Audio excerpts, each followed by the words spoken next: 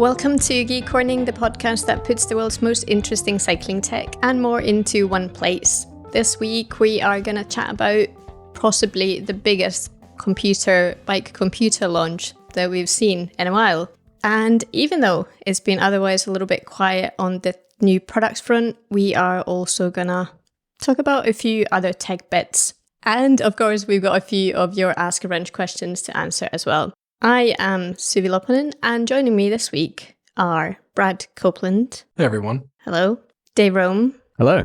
And Ronan Mc Laughlin. Hiya. Hello. That's us ready for this week's news. And yeah, we're going to kick off with the biggest, quite literally, news of the week, which has been the Wahoo Ace. So this computer is pretty huge in size, and Ronan has been testing it extensively for the last month or so. And it has been out there as well for a wee bit longer than the official launch. But Ronan, you want to tell us what's new about it, in addition to its size? You've said it's the biggest news. It's definitely the biggest head unit that we've seen in a while.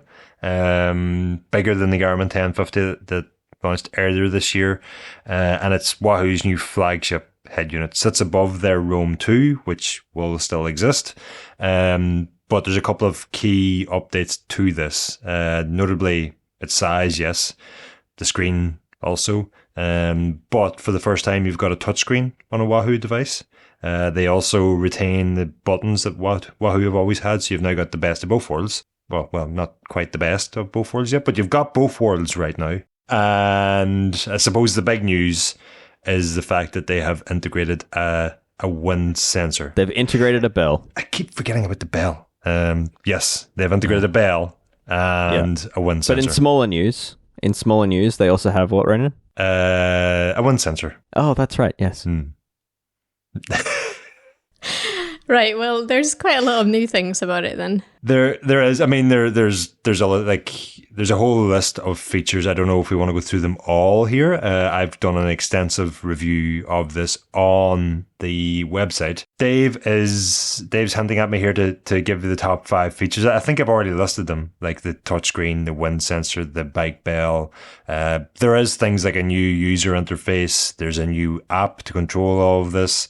There's what's called a TFT screen. I mean, I do get into it all in detail in the review on escapecollective.com. So I think we'd be wasting listeners' time going over all of that again. Anybody who wants to know more about the new Wahoo Elemnt Ace, head over to escapecollective.com. Probably make yourself a cup of tea, set aside a couple of days to work through it. I was going to say all the information you need to know is in there.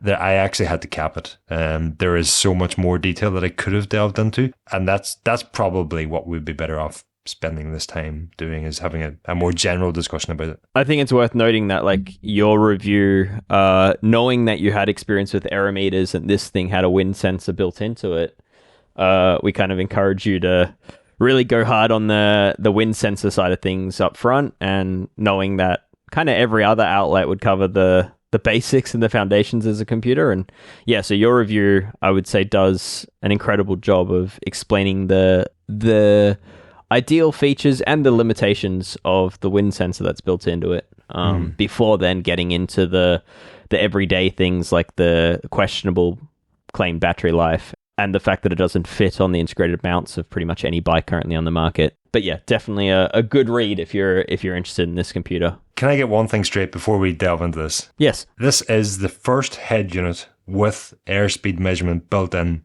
since the iBike Newton. It's not the first ever. It's the first since. So that's one thing we do need to clarify. The other thing we need to clarify is that this is not... It's got a wind sensor, yes. It's got a dynamic wind pressure sensor built into the 2 little ports in the front of the head unit. It is not a so-called aerometer. And even that term aerometer, I think it's important that we clarify that, because that has become synonymous. It's the phrase I use myself to describe what we should be calling drag measurement systems.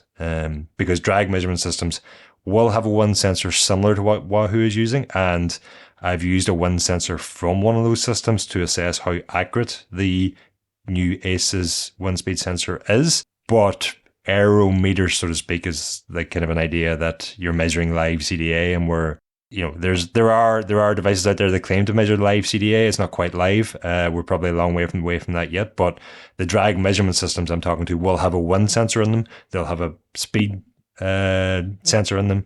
They'll have at least a power meter also, and maybe also some sort of device to check that you're maintaining a similar body position throughout each test. So this is the new Wahoo Ace is a long way off, be it an aerometer, a drag measurement system, whatever you want to call it. It's not that. It's a device built into the front of the Ace that I'm gonna keep it simple because again we've gone into all the detail in the article, but it's measuring airspeed relative to ground speed. Then it gives you it just gives you a reading on screen of the airspeed that it thinks or it's measured that you're experiencing, and then color coding sort of indicates whether you've got a tailwind, a neutral wind, or a headwind, and if it's a light headwind or a strong headwind. And yeah, Wahoo says that quantifies one of the biggest forces that we face, wind, or that we can harness when we're riding the bike. And they also say that it could be used as a measure of how effectively you're drafting in a group or behind a rider in front of you. What it looks like on screen is basically just a kilometer per hour figure. That is airspeed. And as I said, that'll be highlighted in either green, blue, or amber or red.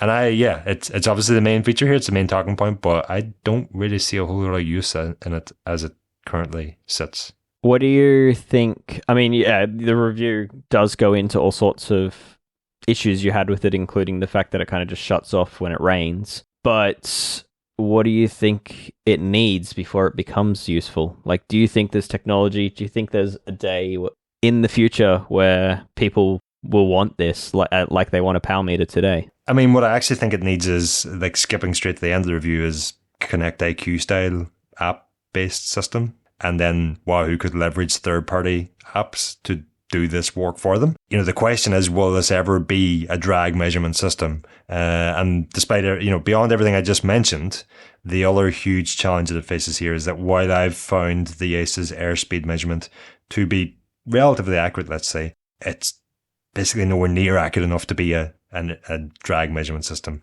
And so I'm not confident Wahoo won't go that way. I think they may well. I don't think they're sure of themselves yet. The question was asked. I asked the question myself.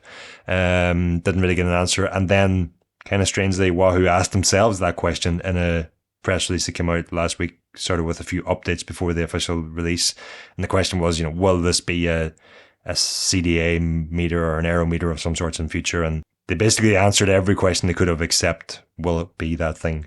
So I don't think they've decided themselves. They're keeping the door open, and they probably haven't decided themselves because it's damn freaking difficult to make one of those devices work for the people who are very, very committed to getting an aero test done and will ride up and down a single stretch of road repeatedly and really tightly control their testing. To try to roll that out then to a wider market in a device that's not a dedicated system is just a huge ask. Yeah. So if you're listening and you're a cousin of Ronan, and you'd like to do some of your own aero testing, his latest performance process just covered that. So with Xavier, I believe. Yes, Xavier Disley of Aero Coach, but that was just the first part of the series. We're going to delve into all the different methods for aero testing in future episodes. We'll sort of sprinkle them out. It won't be like one after another. We'll have some less aero focused episodes in between. But that's well worth checking out. To be fair, even if you just want to know what we're talking about, what's the difference between one tunnel testing, velodrome testing, Chung method testing, it's well worth a listen just for that alone. We do need to give them some credit because it is incredibly difficult just to measure wind speed and airspeed. As I've gone into the article, there's this whole stagnation zone above, in front of, and around the rider that changes. If you sit bolt upright, you'll have a bigger stagnation zone in front of you than if you get into an aero position. And that's one of the things that these the drag measurement systems that have a wind speed sensor in them, they struggle a lot with this. They've got all sorts of calibration factors, stagnation factors, all sorts of algorithms to effectively work out what was your stagnation like on the previous run and then apply it to the next run. I didn't think Wahoo would have that cracked at all. But the testing I've done with the device that I, know to be accurate, or at least believed to be accurate, shows that Wahoo have actually done quite a good job on that. So, regardless of whether the air boost or air drag metrics that they're currently showing, basically your headwind, your tailwind, regardless of whether you think they're useful or not, they are actually, from that round of testing I did, seemingly quite accurate. And so at least the base hardware is in the system to do something with that. I don't think it's aero measurement in future. I think it's more like power contribution, as I called it in the article. And it's something that these drag measurement systems have done. It's basically telling you what percentage of your power output is going into overcoming aero drag and what percentage is going into overcoming gravity and as you're riding up a climb. If you know that, you can decide, am I better to maintain a lower power but a more aero position and that'll be faster, or am I better to get out of the saddle and crank as much watts as I can? And just having a yes, no, or whatever on your screen telling you that would be very useful. It would also be useful in, have you ever gone and done a Strava segment and you've done more power than a previous time, but you've done a slower time? And just knowing, quantifying how much headwind you had on that day versus another day when you had head or tailwind. I think there are useful use cases for it.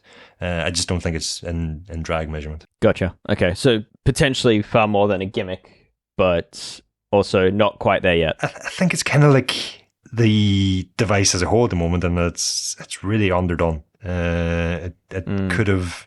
There's a lot of neat features in it. I have a lot of confidence this will be a very good device, possibly in the near future. But right now, the thread of emails I had back and forth with Wahoo over the past 4 weeks reviewing this, I think we're into the 40s in terms of the count on the emails back and forth. And that's just, trying to understand, why am I facing this problem, or what am I not understanding, or how do I do this or how do I do that, just as they were rolling out updates. And also the fact that the thing just hasn't got all the features hasn't even got all the features that all their Wahoo devices have yet.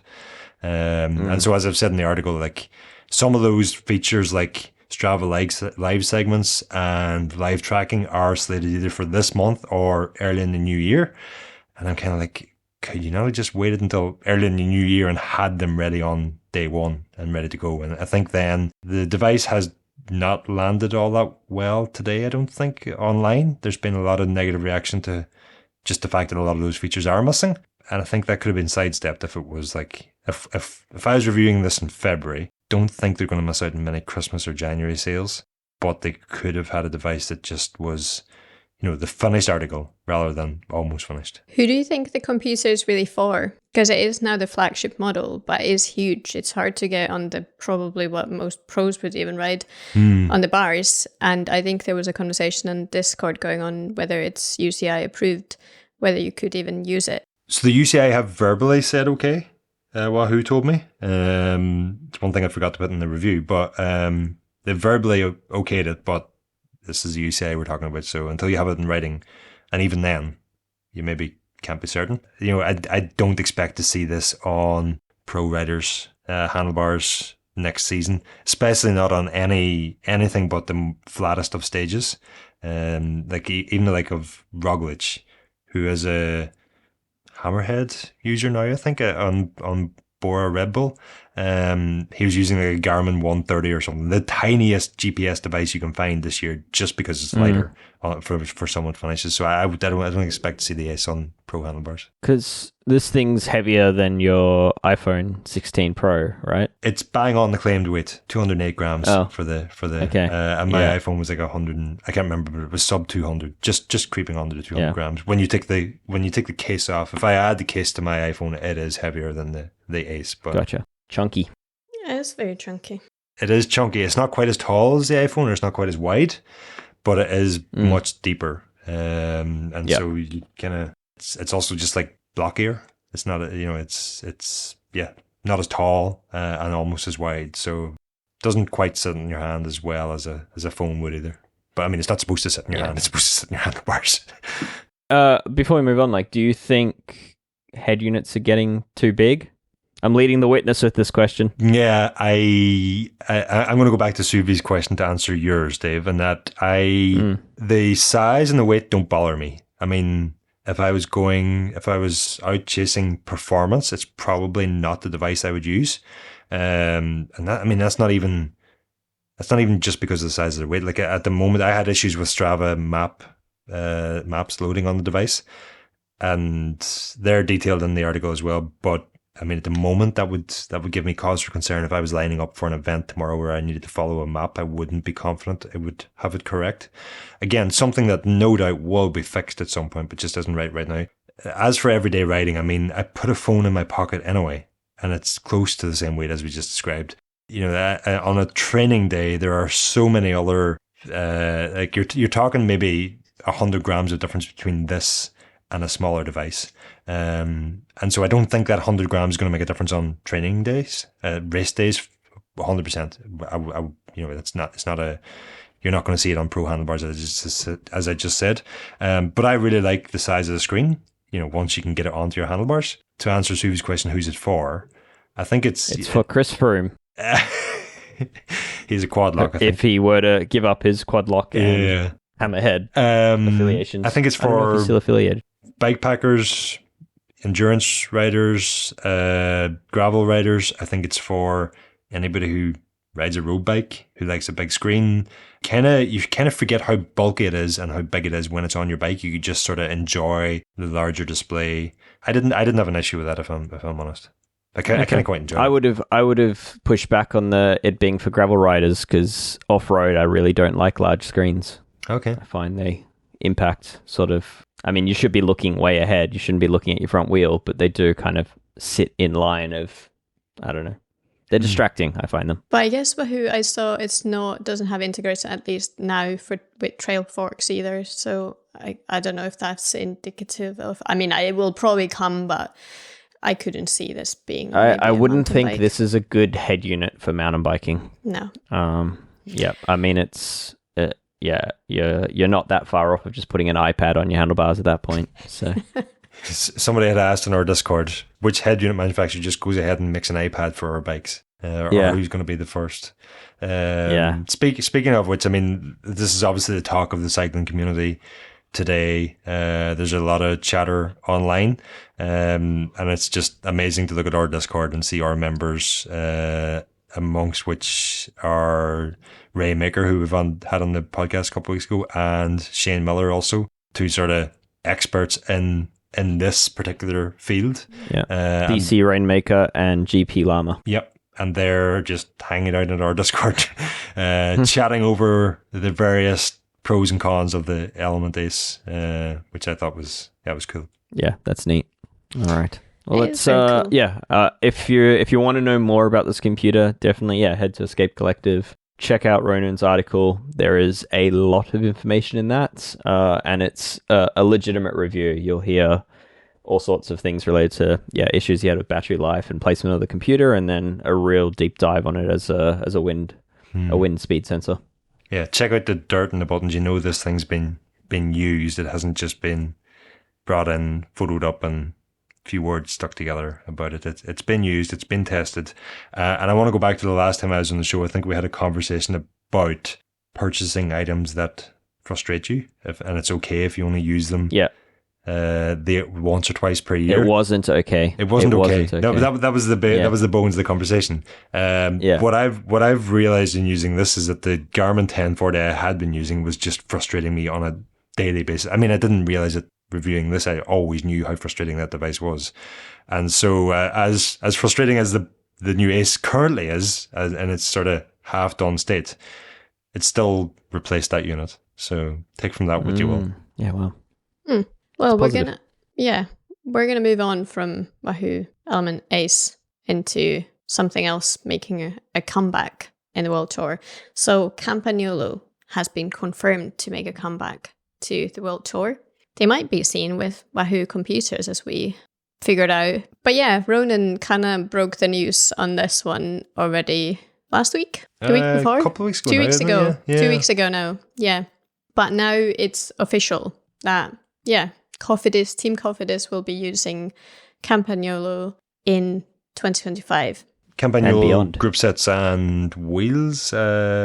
Yes, yeah, and the agreement is for 4 years, so quite a long time. So we're not going to see Campa go anywhere. for a while. I mean, I think the first thing we have to say here is that Campag got a lot of stick for not being in the World Tour last year. So before we get into how monumental this is or is not, and how useful partnering with Team Cofidis is or is not, we have to at least, again, give them credit for they're back there now. Yeah. So yeah, it's a step in the right direction, isn't it? It is. But yeah, with that step, I mean, obviously, people were lamenting the loss of Campagnolo in the World Tour previously, as you said. But now that they're back, do we think it'll have an impact on their success at the moment? On Cofidis or Campag's success? Wait. On Campagnolo's success? No. I am not confident of that. What I think we could see transpire is that not being in the World Tour last year was just a sort of, I don't want to say like glass of water in the face or whatever, but it maybe was a real slap in the face for Campagnolo and sort of woke them up to, actually maybe we do need to start doing things a little bit differently. The problem is it's not just about what Campagnolo want to do or do differently or not. It's just that, they are still an independent Italian company, working out of the same town where they've always been based, which is phenomenal. But they're up against some, global superpowers in the market and emerging manufacturers of similar or larger size than Campagnolo. And so, are we gonna see Campagnolo sponsor Cofidis and all of a sudden half of the bikes that we see in our local bike shop floors now being equipped with Campagnolo? I don't see that happening, but that's kind of what really needs to happen if we're ever going to see the Campagnolo of old, the dominance of old, return. Yeah.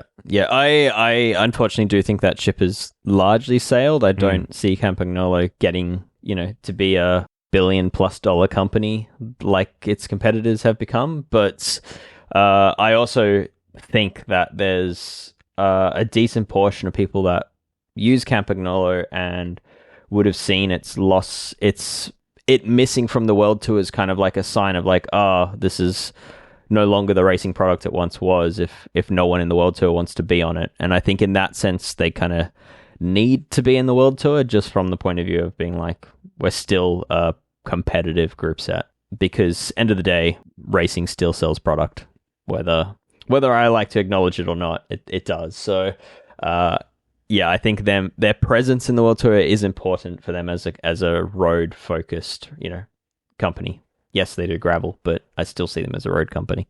I think also that, if they're going to invest like this, it's a big cost, for them, and they need to kind of make the most of that. They have 4 years to basically unveil a product or a new group set or an evolution of their brand that is relevant. And I think we've lamented a lot over the last here and there on this podcast when we've discussed Campagnolo that they're kind of a beat behind or so, maybe 2 beats behind the other major players in the component game. So this would be kind of, I don't want to say a Hail Mary attempt, but it's kind of maybe one last shot of,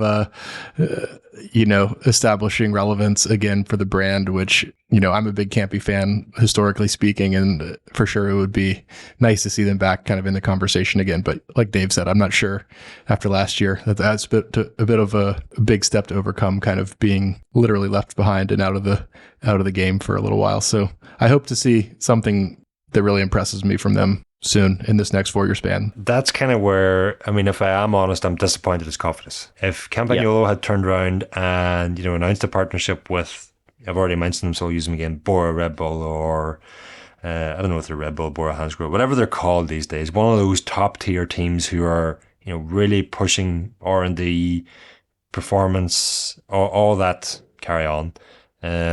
You'd be confident that, that team is going to force Campagnolo to up their performance game. For me, being a performance head, that's important to me. It might not be important to everybody, but don't know if I have the same confidence that Cofidis will be really pushing it all that hard.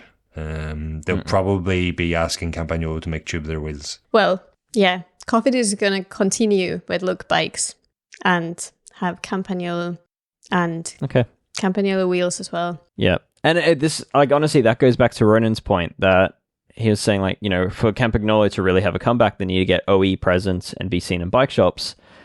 Look is not the brand to do that, right? Like, I have no doubt we'll see Look bikes equipped with EPS wireless on them, but it's not the sort of bike that you just find at your local bike shop. It's a pretty high-end product that is often like ordered in, and they're not selling significant numbers of these things. So I don't remember the last time I would have seen a Look apart from a race. Yeah, so anyway, I'm sure it'll make a lovely bike, but it's just it's not going to give them the presence in shops. It's not going to give them the presence in the World Tour. It's not going to give them the presence in the mind of the everyday consumer that perhaps you want out of such a sponsorship. But as I said, it's better than nothing.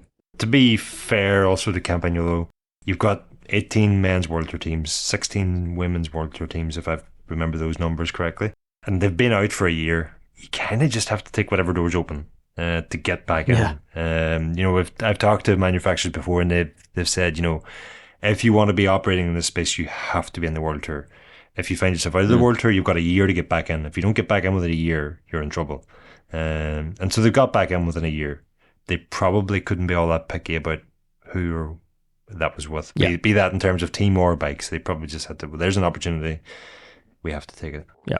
Yeah, sure. I mean, this is a 4-year deal, and who knows what other 4-year deals are halfway through on other teams, and so maybe this was the only door that was open or one of just a few this year. So I'd like to see a little bit more and a little bit more approachable for everybody, but Cambi's never really been the most approachable brand, so maybe they can at least carve back their little niche back out and kind of hold down their few percent hold on the market. But even that, I think, has been slipping away lately. So maybe this is at least a step in the right direction. One to watch.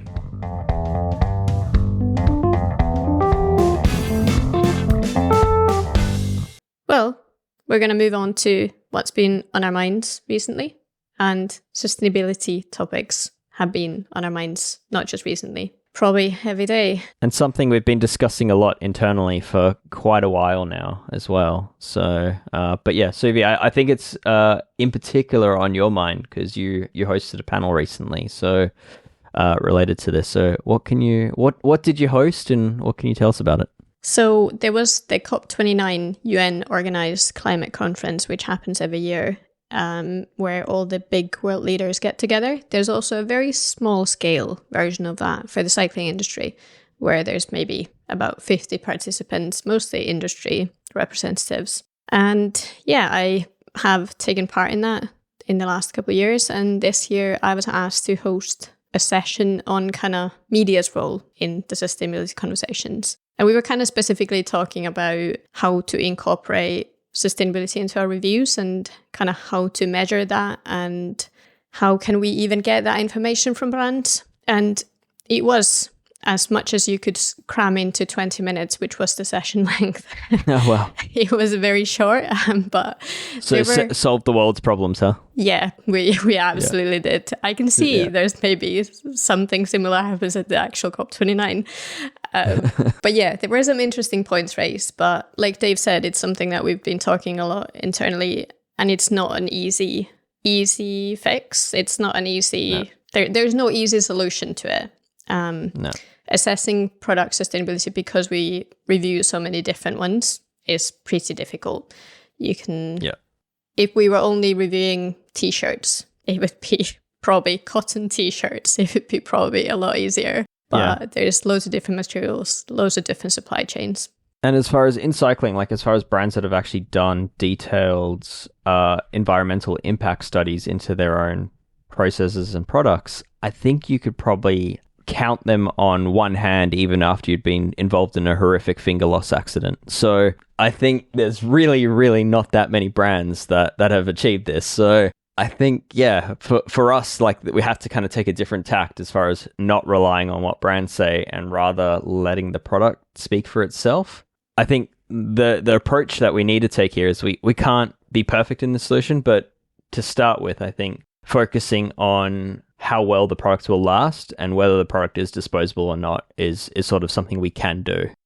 Whether the product is serviceable, whether the brand actually is going to support that product and for how long for, and whether the brand is actually supporting that product with the appropriate parts. I think those are the sort of questions we can ask and hope to answer in our reviews. Things like durability can be really hard to answer. You probably only find out some of these products, you find out the durability well after the product has finished its sales cycle, 3 years, 4 years later. But we can at least, experience tells us whether we think a product is going to be durable.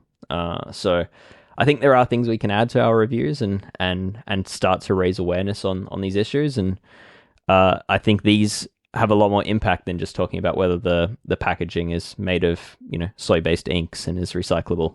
I think encouraging people to buy product that actually lasts and isn't just ready for the trash is, I think, a pretty big one for us. I think that Wahoo Ace is another good example. On the face of it, you've got entirely recyclable packaging now, which is not something you would say about any of the packaging that Wahoo used recently. Because it's end of use, you can use it as a dining room table.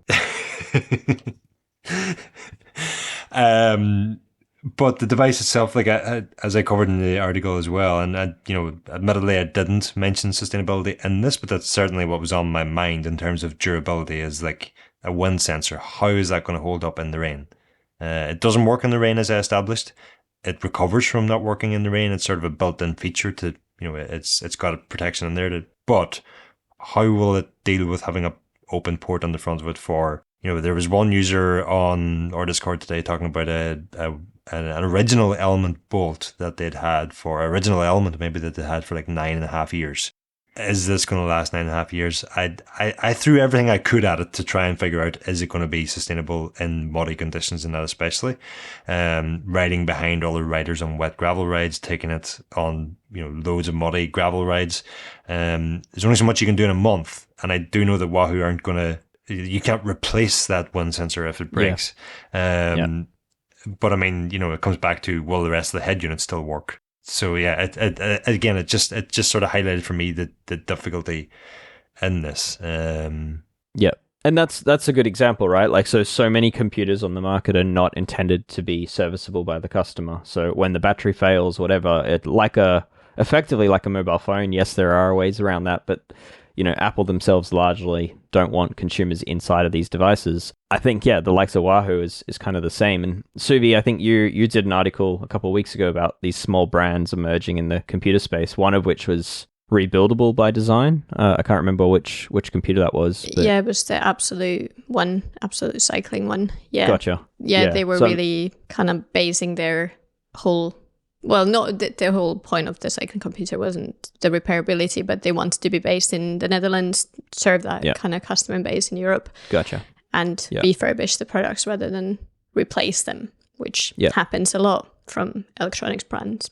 So I think this is an issue in that too many consumers either aren't aware of these products not being serviceable, or they just don't care. And I think for us, it's...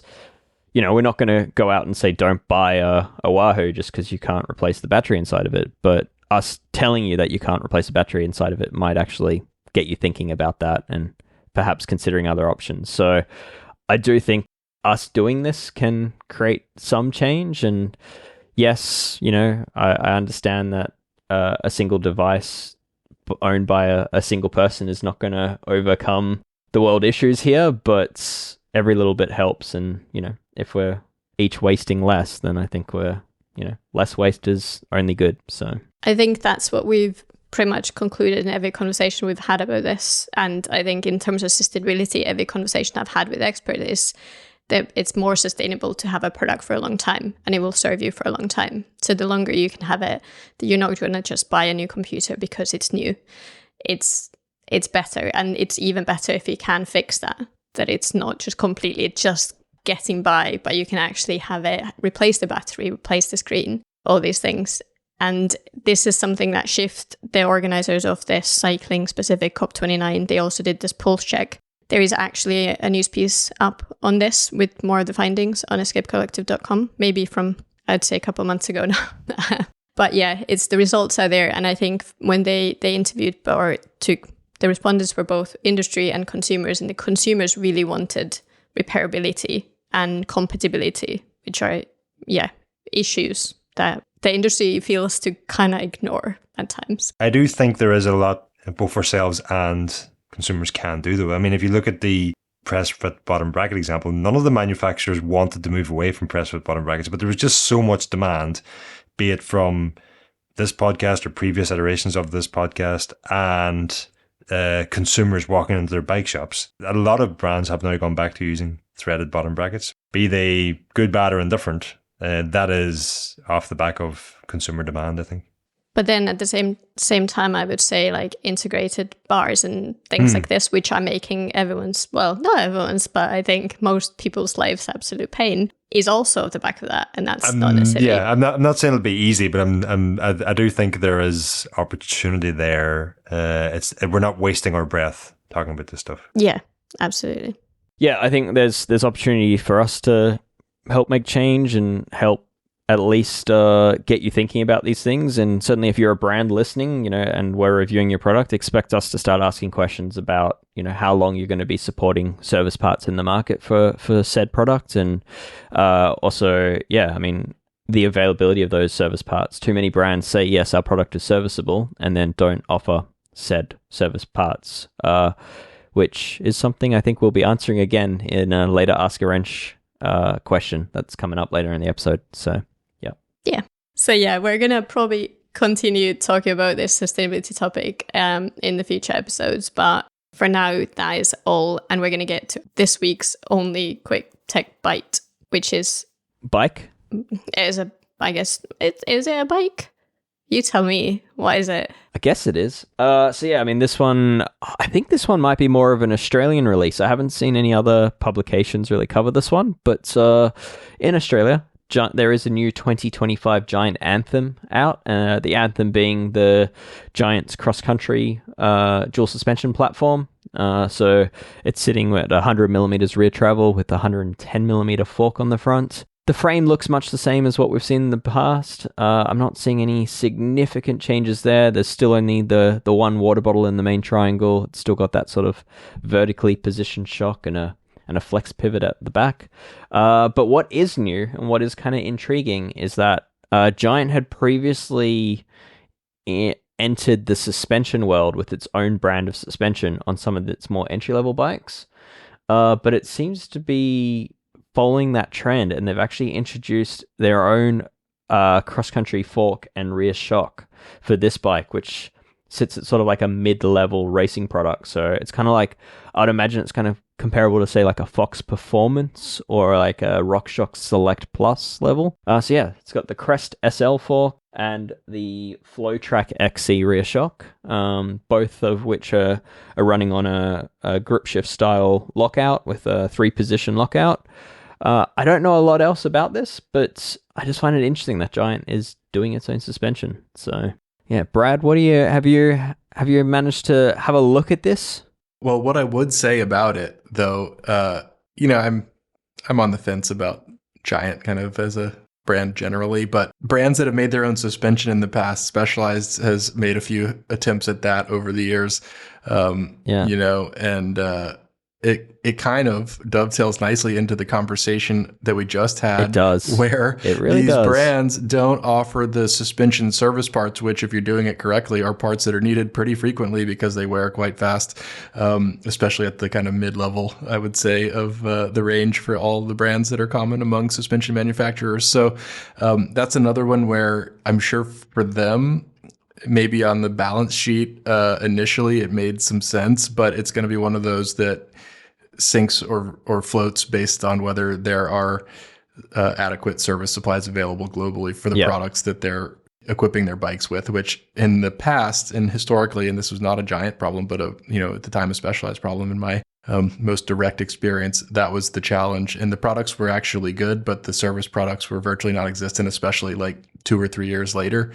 And and then you have literally parts with proprietary dimension, seals or unique internals that you simply can't get aftermarket parts for, and that's a big no in my book. So yeah. So Giant are claiming they will have service kits available for these forks. I am still dubious, knowing that, like, in theory, all their proprietary wheels are serviceable, yet you often hear in the market issues with shops getting access to the parts for like Cadex wheels and the related. So yeah, especially non-giant shops. That's a big one. Yeah. So I'm a little dubious on this, and I think it's worth noting that, like, the reason why a brand would do this is profit margin. I mean, it is an idea of, like, you know, in-housing this stuff to either bring down the price of the bike and make it more competitive in that way, or increase profit. I mean, there isn't really another reason to do this, because you're not necessarily going to be able to create a better product than the leading suspension experts of RockShox and Fox, or even like an Öhlins. The best you could probably do is kind of copy the current generation in the market and, you know, reverse engineer it and match it. So yeah, not to be too critical of a product I haven't used, but I'm skeptical of this one, and I question whether it's going to be a good thing for their bike sales. I personally think that you'd have an easier time selling a bike with RockShox or Fox suspension equipped to it, rather than one with a relatively unknown giant branded suspension. So yeah, time will tell, but right now I'm not seeing a lot of reason to get super excited about this one. That's the quick tech bite from this week. Yeah, that's all the tech news from this week. So we're going to have a little break and then get into your Ask a Wrench questions.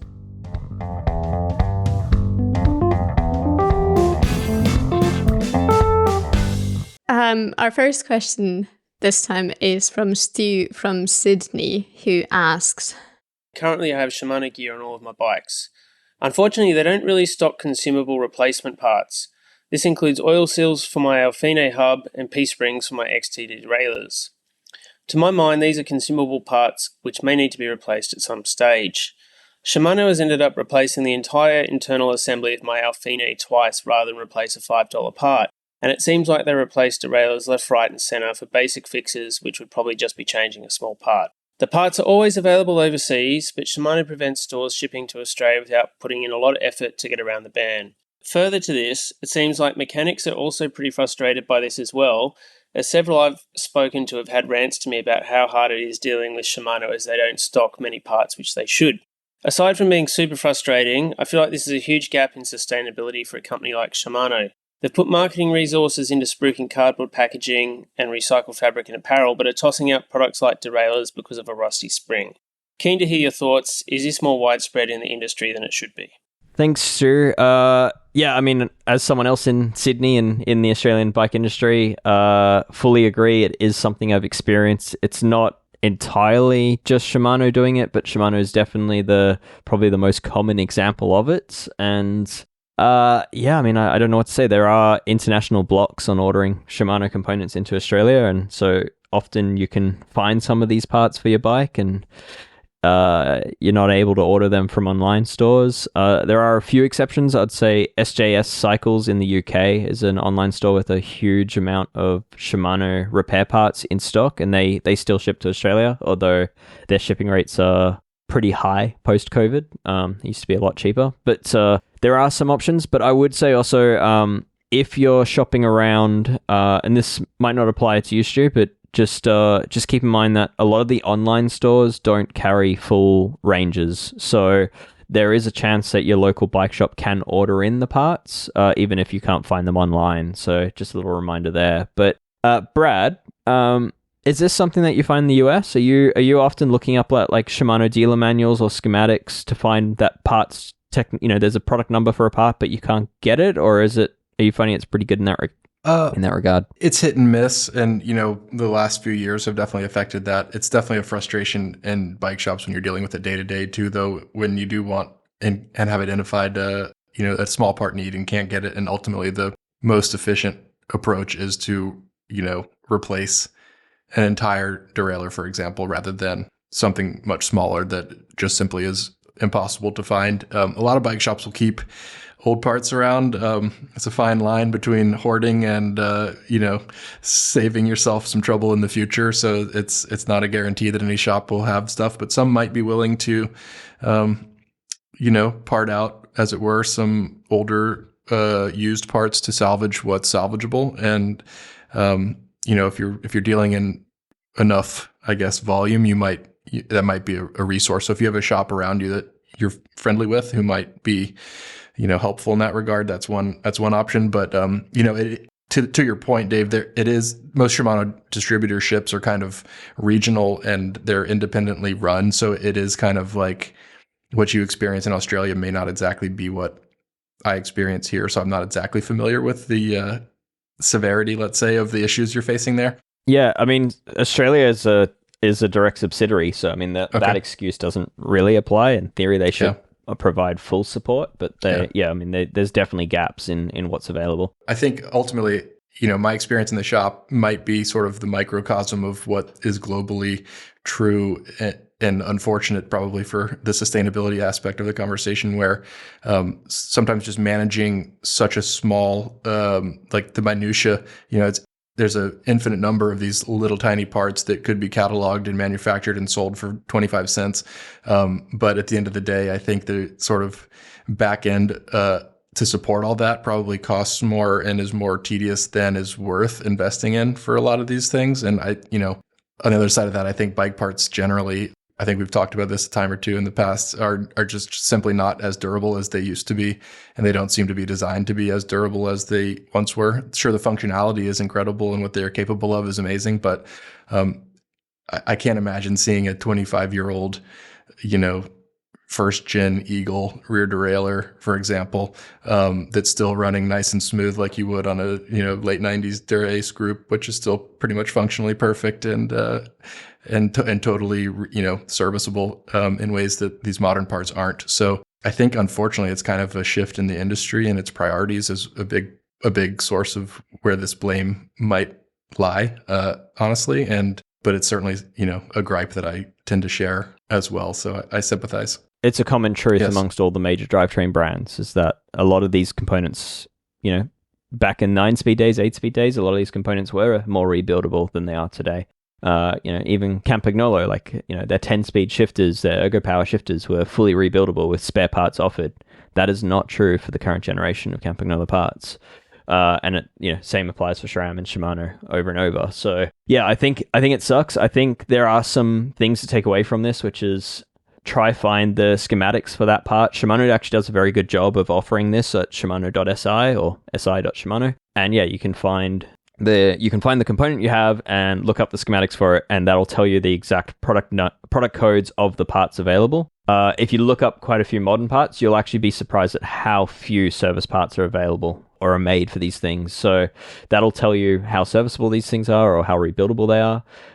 And then, with that product code, there is a chance that you won't be able to get it because, as Brad said, I mean, there's thousands of Shimano parts, and then, times that by the number of service parts that they need to carry. I mean, the ability to warehouse all that and keep stock of all that is almost an impossible task. It's completely unsustainable how many different products there are and the iterations of that. So, unfortunately, some of these things you just might not be able to repair just simply because it's got a bit of age on it now, and Shimano had to move on with what they're stocking. I'm not excusing the behavior, but it's just a reality of it. So, yeah. Ronan. Can I tell you what I know you can get a part for? All too easily, actually. And that is the R8020 Ultegra hydraulic levers from about 5 or 6 years ago, maybe 11-speed hydraulic levers. Okay. You can get a reservoir seal for those. The seal goes on them, and then the oil leaks out. And so, you need to... A lot of people mistakenly think that you need to dump a lever and buy a new one. You don't. You can get this seal. Turns out I found it too easy to get the replacement seal because I sold a bike recently that I had lying in the shed for a long time that had one of these levers. Ordered the seal to bleed the brakes before I sold it.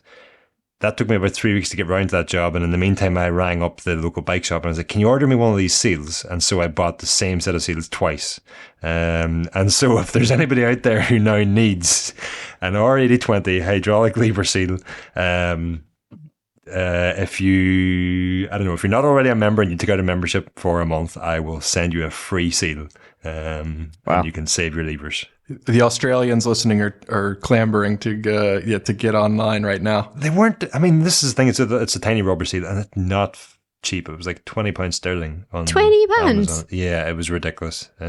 Which I was extra frustrated about then when I found it after I'd already picked up I should have just went to the local bike shop to start with, but I did do the right thing eventually, but I'd already bought online. Yeah, I would say where possible, avoid Amazon for Shimano spare parts. Yeah. They're normally insanely expensive, and there are some fakes around. So support your local bike shop when it comes to spare parts. Yeah, this is it's not a fake, I can tell you that much for sure. Yeah, sure. And probably for the kind of older stuff as well, the charity shops and those kind of things that actually do still take apart bikes, and they have loads of parts that you might think are completely inaccessible. I've no doubt somebody listening will need that seal. It's an known issue with those levers, and I guess it's a bit of a PSA here that those levers are salvageable when that does happen. It's literally a 2-minute job to fix them. So I've got a seal if anybody needs one. Very cool. Excellent. Yeah, I was just thinking that, Dave, you have mentioned before that you'd come across this actually repairable, serviceable derailleur that actually could potentially work with Campag or everything Shimano, everything one day. It seems like it will. Yeah, so this is kind of going back to the topic that we had earlier, which is raising awareness for the products that are actually rebuildable and actually designed to be serviceable. And maybe you should give your money to a brand that actually makes things intentionally rebuildable. And in the last week we saw Madrone, which is a little company out of the US, who had started making replacement parts for worn out SRAM or broken SRAM axis derailleurs. And it looks like they have plans to get themselves into like a fully rebuildable mechanical derailleur where you can adjust the speeds of it via a little pulley wheel and fully rebuild the thing. And I think that's really exciting. I think it remains to be seen whether that derailleur succeeds enough that you can get the spare parts for it, that they become a sustainable company themselves, where the company will actually exist in 5 years from now. But I think there are products out there today that you can potentially look to upgrade to. So maybe your Shimano Alpine hub, for example, maybe you can't get parts for it, but maybe consider like a roll-off or something like that has the reputation for lasting a literal lifetime, that can be rebuilt. Put your money where, if it seems to me very evident, Stu, that like you want parts that can be rebuildable for life or that don't need to be thrown away. And I think it might require you to actually buy parts that are intended to be used that way. So I think there are brands out there, and Ratio Tech is another brand that comes to mind that's sort of making other parts for SRAM and other derailleurs. Sometimes aftermarket companies are filling the gaps where the brands themselves are falling short. So there's hope. There's hope out there. There is hope. Good. Our next question from Dan Bloomer. I have a 2015 Cannondale Red Super 6 Evo, which was given to me by a contractor friend and client. With this bike, I've graduated from a very pretty full camping late 1970s Geos lug steel antique. Has some hip and knee issues that, based on suggestions from orthopedists, can be alleviated by riding with my feet splayed.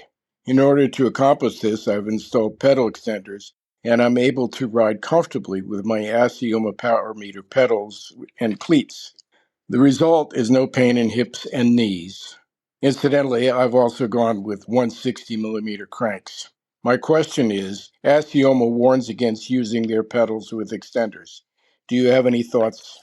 Ronan, like me, you also have quite a lot of experience using the Favero Asioma pedals, so I don't think it's a safety issue as to why Favero is saying don't use pedal extenders. I think it's that it makes their product somewhat redundant if you do. What do you think? I don't know if redundant, but certainly prone to error, let's say. I think what's going to happen there is if you add in a pedal extender, your power values could go way off. I mean, it's a known challenge of developing a pedal-based power meter. Depending on how wide you set your cleats, even, you could affect the accuracy of the power reading from those pedals, from any power meter pedal. And so while I haven't considered this question previously, I'm thinking that's probably why they say not to use pedal extenders. It's an accuracy issue, I'm thinking. So yeah, I don't want to say that for certain because I don't know, but that's where my mind goes as well. Yeah. Where my mind goes with this is Favero make a pedal with built-in extenders in it already, which is the Asioma She, which is the spindle kit for your Shimano SPD-SL pedals. It adds an incredible width to the Q factor to the point that I did not like these pedals, but they might actually be just about perfect for you, Dan. So yeah, that's an option if the extender width kind of matches. Something to consider. And you do get these extenders in various widths, and I've used one set previously. Remember when I had that cage thing on my leg? To get the cage to clear the watt bike, I used a pedal extender. And as wide as those Asioma She's are, I don't think you're going to be getting close to a pedal extender type width, unless he's on a very narrow extender. But from the sounds of it, probably onto something wider here. Yeah. So I mean, I think if you are using pedal extenders, I don't think there's really any point to using a power meter pedal on top of that. I think you should just I think at that point your numbers are going to be closer to imaginary or fictional. So I think just get yourself some regular pedals, or if you've already got the power meter pedals by the sound of it, keep using them, but just don't expect the numbers you're getting to be worth holding on to. So yeah, Brad, any further thoughts? Well, yeah, but I mean, I a lot of my thoughts are similar to yours and Ronan's, but my thought kind of, if this is sort of just like a recreational interest in your power, I mean, yes, the numbers, I also believe that the reason they don't recommend it is because it will affect the reading that you get. But if it affects it consistently and you still have like numbers to reference that are unique to your own, setup that may not actually be measured correctly if you were to compare against a more accurate, power meter system. But it may still be referenceable to you relative to you and your own pedals. So you may still be able to establish zones to, and kind of ranges of power that may not reflect anything in this reality, but it may be still useful if you already have this system, so if you're just trying to salvage what you've got, in other words, it might be that while they may not be accurate to another power meter, they may still be consistently inaccurate to themselves, and you could still use that information somehow, so it may not be entirely a lost cause, but my general feeling about pedal-based power meters is that I'd rather have a different version than that. So those are my two answers. Yeah, fingers crossed the numbers are higher, not lower. Yeah, exactly. And tell your friends. Brad and I are different people. Yeah, well, I'm not saying that's what I would want to do for myself or what I would recommend, but if you've already got it, that's where I come from. So I want to be very clear that I'm not endorsing this for high performance coached athletes who need to share this information and reference it in the future. But you're probably right. I would just say to keep an eye on it if that is what what the solution is here, and you do want to do, and you're seeing weird numbers, rather than starting to think, am I on a bad day or am I on a good day or something like that. It could well be down to, my fear would be it's incredibly difficult to make an accurate power meter. It's probably impossible to make an accurately inaccurate power meter. So yeah, that's kind of my active curiosity is whether the inaccuracy is consistent. Like whatever the effect is it affecting it the same way every time? And for sure, even in the best of circumstances with the best of power meters, they still are variable and need to be fiddled with on occasion to make sure they remain accurate. So I'm sure there'll be worse solutions on the market without pedal extenders in them. Yeah, true. Yeah. Anyway, good luck then. But yeah, it sounds like you've found some comfort on the bike, which is great. So yeah, just keep riding. I think that's the main thing. Yeah, we're gonna move on to a question from Tane from Fort Collins, Colorado. Recently been having an issue with my Shimano SPD-SL pedals and cleats. Noticed it when I first got a pair of S-Works torches this spring, and there seemed to be a lot of, at least a noticeable amount of vertical play in the cleat pedal interface, different from the side-to-side float, for example, on the yellow cleats, but actually as if the shoe could move up and down when it was clipped in. Not bad enough to accidentally unclip, but recently on a ride where I was doing some high cadence intervals, felt like my foot was floating around inside the pedal in a way that didn't feel very safe. Looked at the pedals, compared with my roommate's pedals and cleats, clipped them in, didn't seem to have an issue. I'm using the R8000 version of the pedals. I have a newer pair of R550s that don't seem to have this problem. Other shoes with the same cleats of a similar wear age, or maybe even a little more, don't seem to have this issue on the R8000 pedals. Yeah, so it's a bit of a loss if the cleats I have are just slightly defective, if they've maybe just worn funny.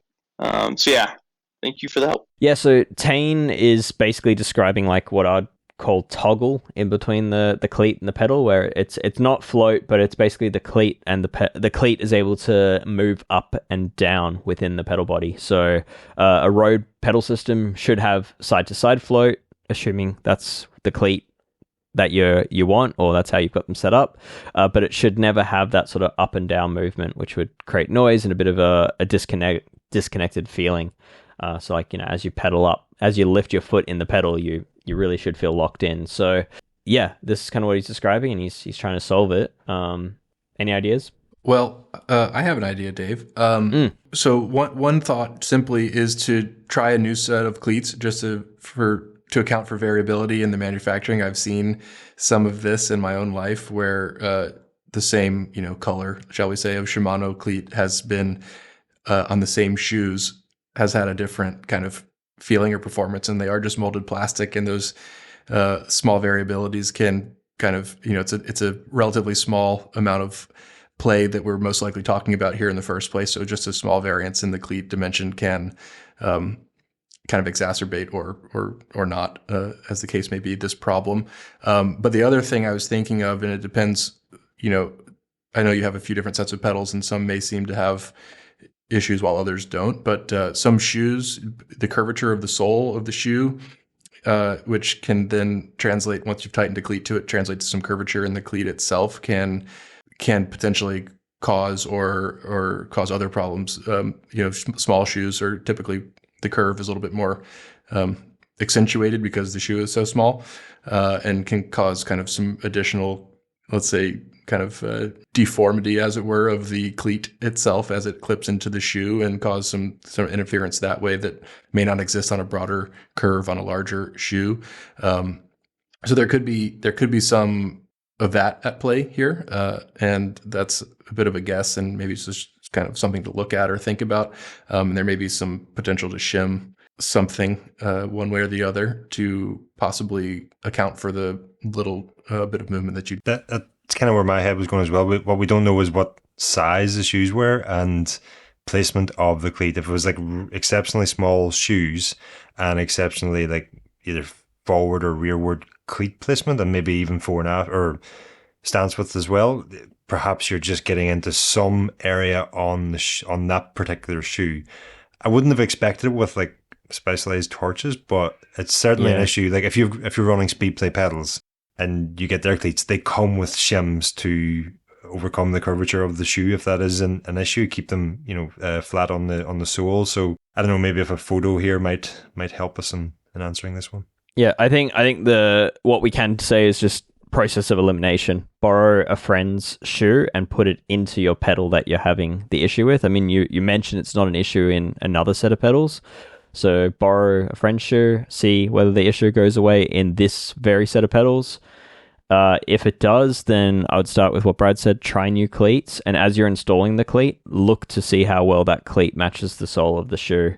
If you're seeing that cleat actually flex while you tighten the bolts, then this is what the issue is. You have to get some shims to flatten out that sole for the cleat interface. The other thing I'd just add is just make sure just check your cleats aren't fake. It goes back to what I was saying before, that there's an increasing number of fake Shimano components around, and the cleats are one of those things that is, there are fake versions around. So, make sure you're buying from an actual Shimano dealership when you order cleats these days, because that could be the issue. Process of elimination: borrow someone's shoes, see if the issue goes away. and we'll go from there. I could maybe do a little experiment here because I've got a set of fake Shimano cleats sitting here since like 2018. Someone gave them to me at a race or something. And I've never had the courage, I'm going to say, to use them because I know a broken cleat is not something you want. And substandard cleats can break very easily. But I could mount them to a set of shoes and then see if I get any of that same play. But I'm sure he'll be able to tell us if they're just genuine cleats or not. Just going back to this, because he does say, they say, tennis, with my roommate's pedals and cleats. So he has tried them with another set of cleats. And they work. Yeah, gotcha. The only other thing I'd add is that once, if you've tried other shoes and it makes no difference in this one set of pedals, if you've ruled out the cleats and or shoe being an issue, then it isn't impossible that you've worn out the pedals. They're just not as durable as they once were. I mean, it is a composite body now in Ultegra level pedals. So, it is possible that 2 years of use is enough to potentially cause this sort of wear in a pedal body where it does have this play. So just goes back to process of elimination. Get a known good cleat and shoe, try it in your pedals. If that solves it, look to the shoes and cleats as the problem. And if it doesn't solve it, then chances are your pedal bodies are the issue. Last fun for this week is from Brandon Canine from Cincinnati. I'm wondering, is the SRAM XS 1270 cassette, that's the one that goes with the S100 T-Type 12-speed cassette that can be placed on 8, 9, and 10-speed freehubs, compatible with an Eagle Axis derailleur and chain, or is it transmission only? I've got a buddy who's trying to cheaply upgrade to a mullet gravel build, but doesn't have a UDH or an XD freehub, and we're trying to save a little money and see if that works. Thanks. Simple as that. Appreciate it. So yeah, I mean, to grab this one, the cassette you're talking about is a newly released cassette for transmission. It's sort of for SRAM's new OE level transmission. And yeah, truthfully, it's not the cassette you need. It's a more expensive cassette than you probably want to use. SRAM have other cassettes for more regular Eagle that predate this one. So they have NX and SX cassettes that fit on a regular Shimano style freehub body. So like that 8, 9, 10 speed freehub body that you have. So it's the PG 1230 and the PG 1210 cassettes. They're heavy. They only do 11 to 50. I think it's 11 to 50 tooth range. But yeah, both are worth looking at, and will be like probably a third of the price compared to that transmission cassette you're considering.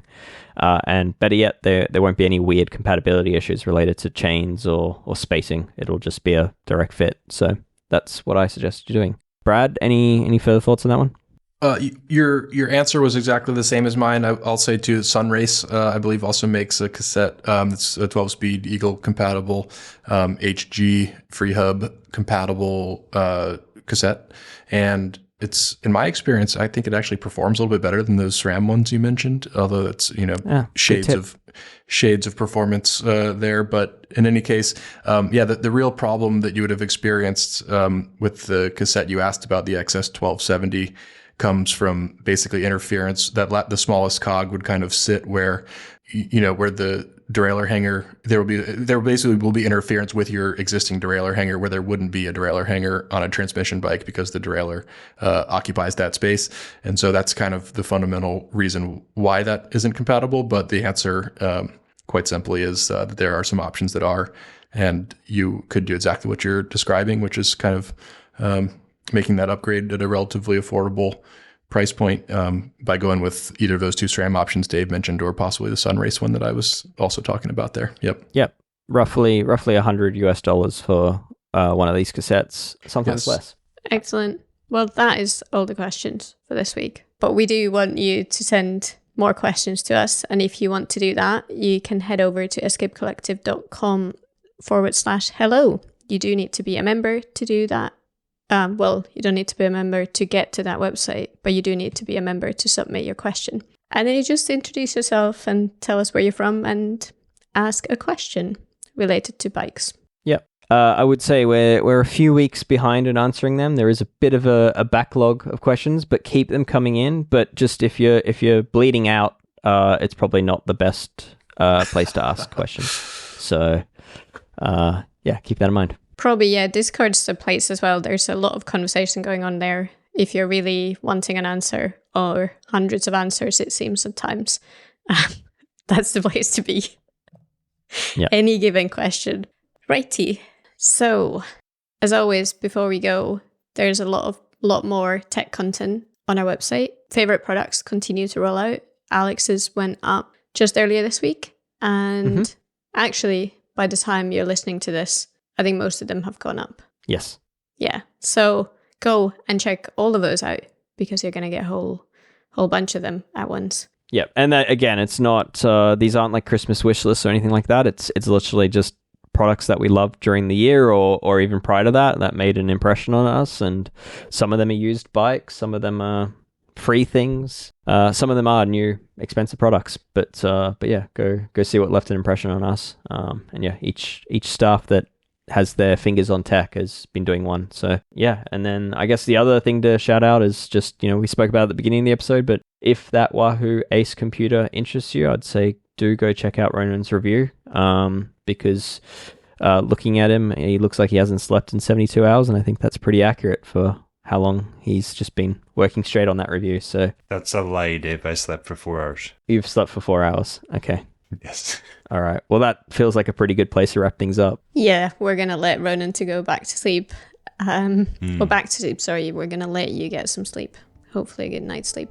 Just wake me up for next week's episode. Yes, because we will be back next week. As always, thanks for listening, and we'll talk to you later.